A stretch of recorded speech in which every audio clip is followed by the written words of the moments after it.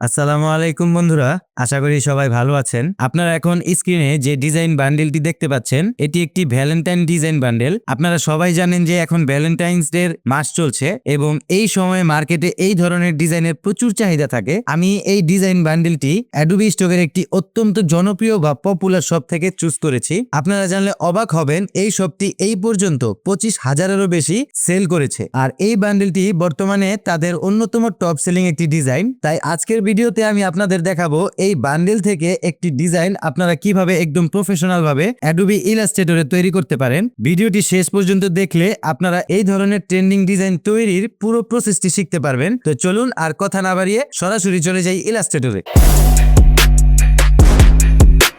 তো আপনারা এখন দেখতে পারতেছেন আমি অ্যাডোবি স্টকের ড্যাশবোর্ডে আছি। আর ওই ডিজাইনটা আমি কেন ট্রেন্ডিং বললাম তার জন্য আমি এখান থেকে ইনসাইট অপশনে যাব, এখান থেকে রিসেন্ট টপ সেলার অপশনে যাব আর এখান থেকে ভেক্টর চুজ করব। হ্যাঁ, চুজ করার পর আমরা ওই শপটা খুঁজি যে শপে আমি ওই ডিজাইনটা পাইছি আর কি। হ্যাঁ, এই যে দেখেন এই শপটা 25,000 প্লাস সেল করছে উনি। তো আমি ওনার শপটা ওপেন করে রাখছি এখানে। এই যে দেখেন ওনার শপটা ওপেন করার পরে এই যে দেখেন ফার্স্ট 3 নম্বর সারিতে কিন্তু এই ডিজাইন বান্ডিলটা শো হইতাছে। তার মানে বুঝতেই পারতেছেন কত পরিমাণে ট্রেন্ডিং এই ডিজাইনটা। আর তো এখন বর্তমানে মার্কেটে ভ্যালেন্টাইন্স ডে এই টপিকে অনেক ডিজাইন সেল হইতাছে, তাই আপনারাও খুব শীঘ্রই এই ডিজাইনটা নিয়ে কাজ শুরু করে দেন। তো এই ডিজাইন বান্ডেলটা করার জন্য আমাদের চলে আসতে হবে ইলাস্ট্রেটরে। তো ইলাস্ট্রেটরে আসার পর দেখেন এই যে আমি এই 4টা বান্ডিল তৈরি করে রাখছি অলরেডি। আমি এই বান্ডিলটা দেখে আমি এই বান্ডিলটা ক্রিয়েট করছি আমি আমার মতো করে। আমি যদি একটু ম্যাচ করানোর চেষ্টা করি, আপনারা দেখেন কতটুকু ডিফারেন্ট হয়েছে। যদি দুইটা ইমেজ একসাথে করি তাহলে বুঝতে পারবেন। উপরেরটা হচ্ছে আপনার অ্যাডোবি স্টকের টপ সেলারের ডিজাইন আর নিচের বান্ডিলটা হইতাছে আমার ডিজাইন। তো প্রায় সিমিলার আপনি দেখতেই পারতেছেন, কিন্তু অনেকটা চেঞ্জ আছে, গ্রাফিক্সে কালারে অনেকটাই চেঞ্জ আছে। তো এখান থেকে আমি আপনাদের একটা ডিজাইন আজকে ক্রিয়েট করা শিখাবো এআই এর সাহায্য নিয়ে, কিভাবে খুব সহজে ক্রিয়েট করতে পারবেন এই ধরনের ডিজাইনগুলো। তো আমি ছবিটা রিমুভ করে দিই। হ্যাঁ, তার জন্য আমাদের পোস্টার সাইজের একটা আর্টবোর্ড নিতে হবে। তো পোস্টার সাইজের আর্টবোর্ড নিতে গেলে আমাদের কন্ট্রোল এন প্রেস করতে হবে। আর এখান থেকে আমরা 3000 পিক্সেল আর 2000 পিক্সেলের একটা আর্টবোর্ড নিলাম। এখান থেকে আমরা আরজিবি কালার মোড, এখান থেকে জাস্ট ক্রিয়েট। হ্যাঁ, দেখেন আমাদের আর্টবোর্ডটা ক্রিয়েট হয়ে গেছে। আমরা যে ডিজাইনটা ক্রিয়েট করে দেখাবো আপনাদের, ওই ডিজাইনটার একটা স্ক্রিনশট নিয়ে আসি, তাহলে আমাদের ক্রিয়েট করতে সুবিধা হবে। তো আমি এই ডিজাইনটা আজকে আপনাদের ক্রিয়েট করা শেখাবো। এই ডিজাইনটা নিলাম, এই ডিজাইনটা আমরা পাশে রাখলাম, ঠিক আছে। আমরা এই ডিজাইনটা দেখে আপনাদের একটা ডিজাইন করা শেখাবো। তো এখন আমাদের একটা রেক্টেঙ্গুলার নিতে হবে। তো রেক্টেঙ্গুলার সাইজটা আমরা আর্টবোর্ড সাইজে নিয়ে নিব আর কি, 3000 পিক্সেল বাই 2000 পিক্সেল এটা নিলাম। হ্যাঁ, এটা একটু রোটেট করে নিই। হ্যাঁ, এটা আমরা আর্টবোর্ডের সাথে অ্যালাইন করে দিলাম। দেওয়ার পর এখানে আমরা কালারটা চুজ করে দিতে হবে, আমরা কোন কালারে ক্রিয়েট করব। তো আমি এই কালার কোডটা দিয়ে ক্রিয়েট করবো আর কি। এই কালার কোডটা নিয়ে আসলাম এখানে, আর এখানে আমি ব্যাকগ্রাউন্ড কালার দিব এই যে এইটা, ঠিক আছে। এখন আমাদের এই লাইনগুলো ক্রিয়েট করতে হবে। তো এই লাইনগুলো আমরা সিম্পলি এখান থেকে লাইন টুল নিব আর এখান থেকে আমরা স্ট্রোক কালার দিয়ে দিব একটু বাড়ায়া। হ্যাঁ, তারপরে কি করব, আমরা এটা অ্যালাইন করব। অ্যালাইন করার পর আমরা এই কর্নারে একটা রাখবো আর এই কর্নারে আমরা আল্ট প্রেস করে আরেকটা কপি নিয়ে আসবো, ঠিক আছে। এটা আমরা আরেকটু উঠাই দিই।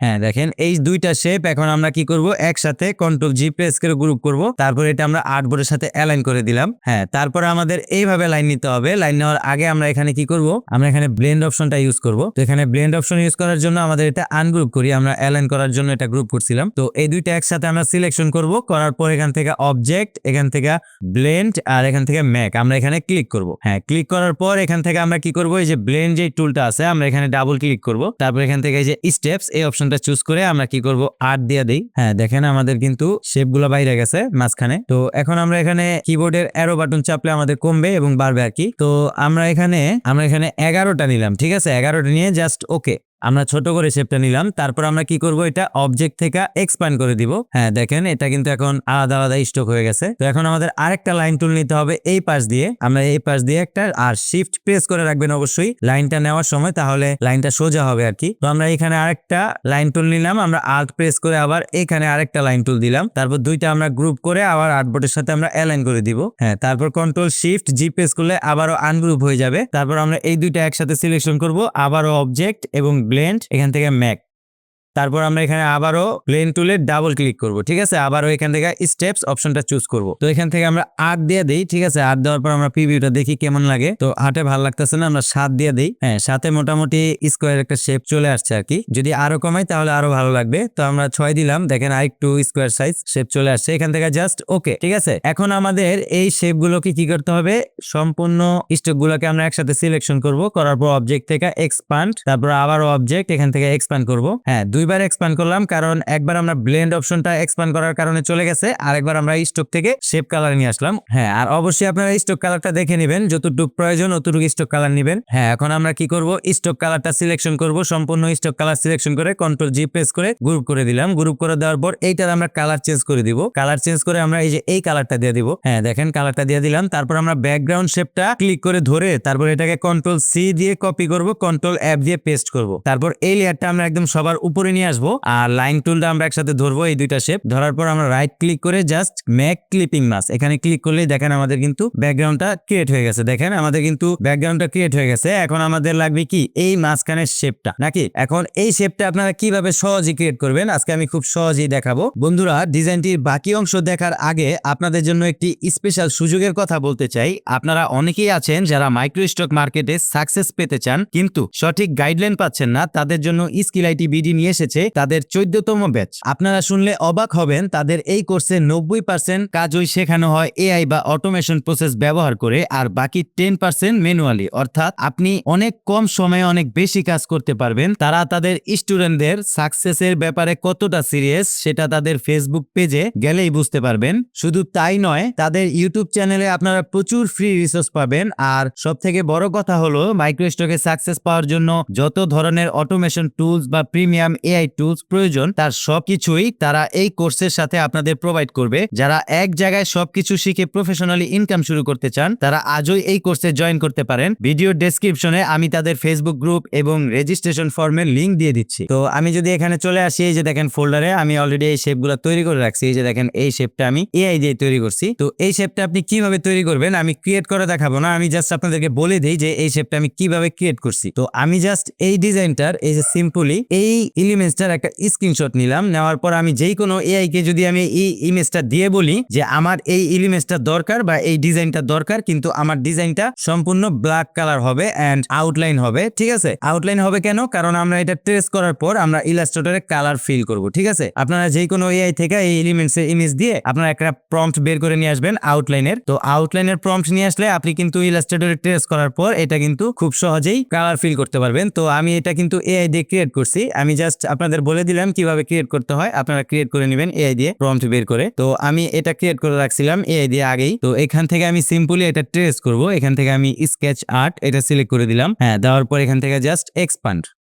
হ্যাঁ, দেখেন আমাদের কিন্তু ডিজাইনের একটা শেপ চলে আসছে। এখন আমরা কি করব, এটার একটা কালার ফিল করতে হবে আমাদের। আমরা কি করব, এটা আমরা এই কালারটা ফিল করে দিলাম। দেখেন একটা কালার ফিল করে দিছি, এবং আমাদের পিছনে কি একটা হোয়াইট কালার নিব। আমরা একটা রেক্টেঙ্গুলার নিলাম, এটার কালার আমরা হোয়াইট দিলাম। এটা আমরা এই লেয়ারের পিছনে দিয়ে দিলাম। ঠিক আছে, পিছনে দেওয়ার পর সম্পূর্ণ ডিজাইনটা আমরা একসাথে ধরবো। ধরার পর এখান থেকে আমরা কি করব, শেপ বিল্ডার টুল নিব এবং আল্ট প্রেস করে আমরা বাইরের অংশটুকু ক্লিক করব। দেখেন আমাদের কিন্তু সম্পূর্ণ বাইরের অংশটা কাইটা গেছে, কিন্তু দেখেন এইখানে কিন্তু আমাদের শেপগুলা আসে নাই। আমাদের শেপগুলা কিন্তু এই বর্ডারের ভিতরে আসছে। তো তার জন্য আমাদের একটু চেঞ্জ করতে হবে। চেঞ্জ করার জন্য আমরা এই শেপটা সাইডে রাখলাম। রাখার পর এই যে দেখেন একটা ফাঁকা জায়গা আছে, এই ফাঁকা জায়গাটার কারণে কি এই জিনিসটা হয়েছে আর কি। তো আমরা কি করব, এইটাকে ডাইরেক্ট সিলেকশন টুল দিয়ে সিলেকশন করব আগে। হ্যাঁ, সিলেকশন করার পর আমরা এটা জাস্ট এই পর্যন্ত নিয়ে আসবো।